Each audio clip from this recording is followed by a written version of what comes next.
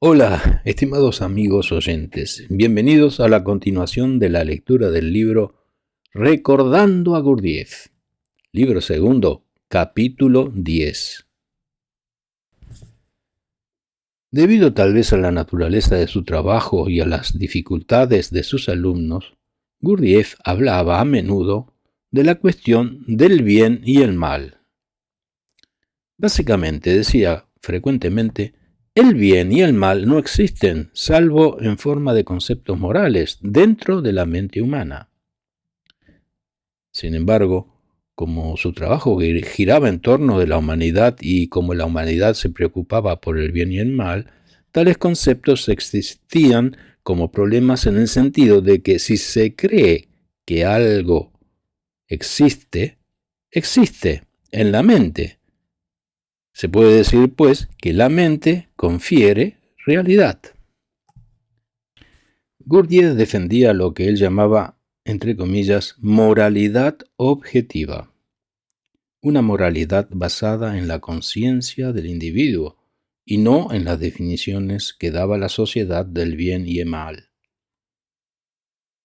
En ese sentido objetivo, el mal podía considerarse como todo aquello inadecuado para el hombre como función o manifestación, todo lo que perjudicase a un individuo o a sus semejantes.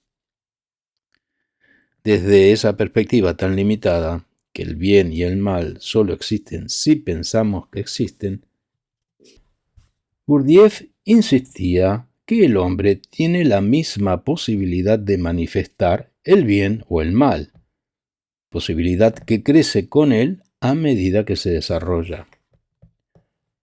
Aunque he oído muchos argumentos que pretendían rebatir esa teoría, para mí era sencilla y lógica. Cuando el hombre aprende y se desarrolla, todo lo que es en potencia, toda su energía se acrecienta. Parece natural, por consiguiente, que si se aceptan los conceptos morales conocidos como el bien, entre comillas, y el mal, entre comillas, la posibilidad que tiene el hombre de actuar en uno u otro sentido se acrecienta también.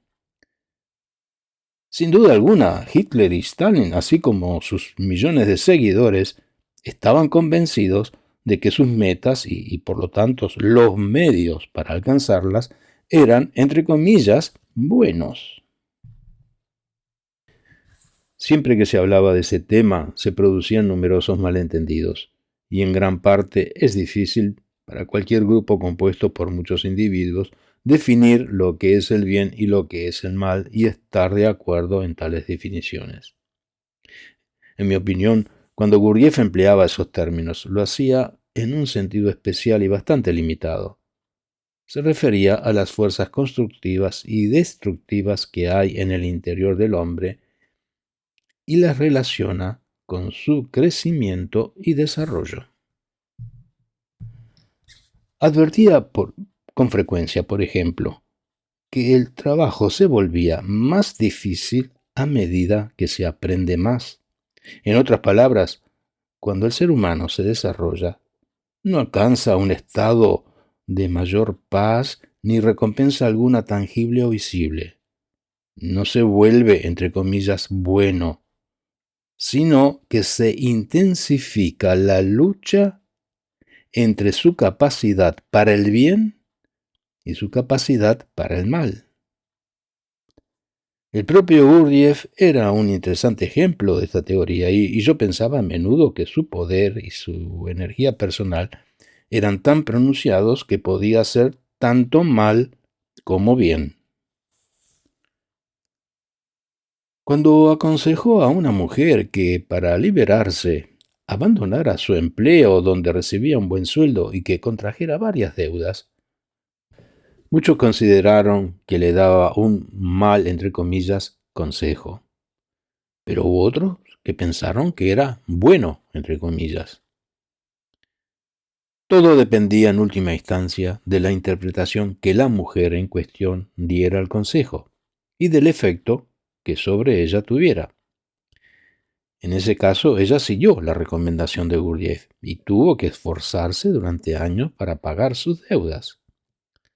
y le pareció una experiencia que contribuía a su desarrollo y que aumentaba su comprensión de la vida y de la gente, y se sintió liberada de su inconsciente apego a la seguridad. Gurdjieff, a causa de su efecto sobre los demás, del impacto que su presencia producía, tenía que ser cuidadoso en su trato con ellos, en especial porque acudían a él con una idea preconcebida sobre sus capacidades y sus enseñanzas.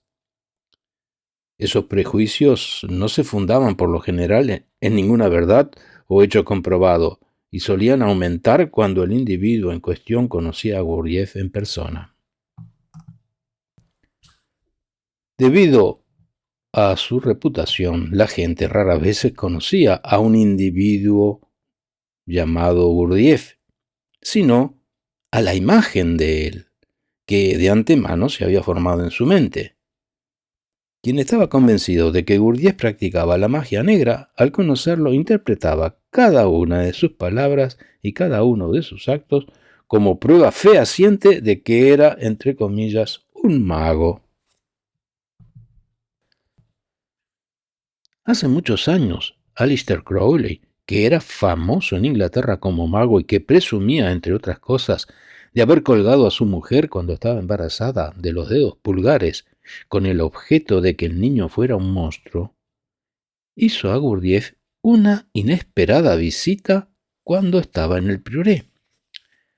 Al parecer, el señor Crowley estaba persuadido de que Gurdjieff se dedicaba a la magia negra, y el evidente propósito de su visita era desafiarle a cierto tipo de duelo referente a sus facultades como mago.